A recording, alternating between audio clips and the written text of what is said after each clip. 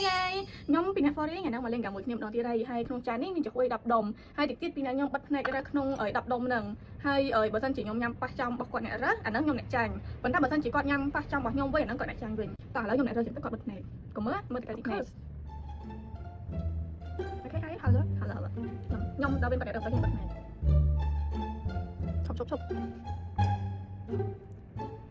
hai giống này cái này nha muốn lấy trong tay muốn tập được đèn lấy muối bí thời phát này bà thành ở thì ở khơi nhá còn bà là thường wow đây cái này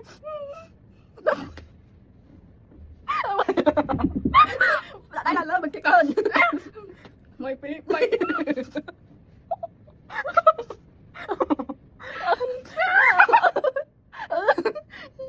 công nhận không? Lên thôi ạ. Mẹ tên muối bí bay. You first, let it go first. Ấy chưa đọc bật này thật bật cái đây nhầm mộng. Safe. Safe. Mày thôi á.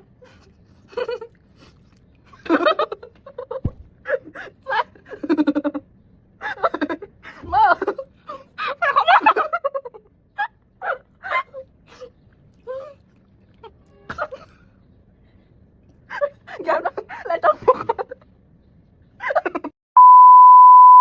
mặt thấp à anh đang thay anh đang thay thôi nhưng mà mày thay đấy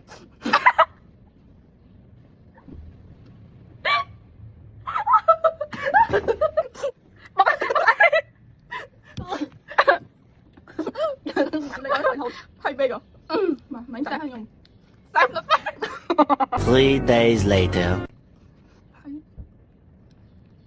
Out. Okay, stop.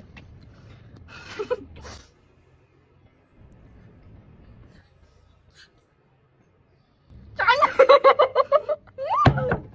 Ngọt lắm em bị tắt thôi nè. Lên kìa mua con lượt nó còn trong nãy chăng này. Cắt cơm đi.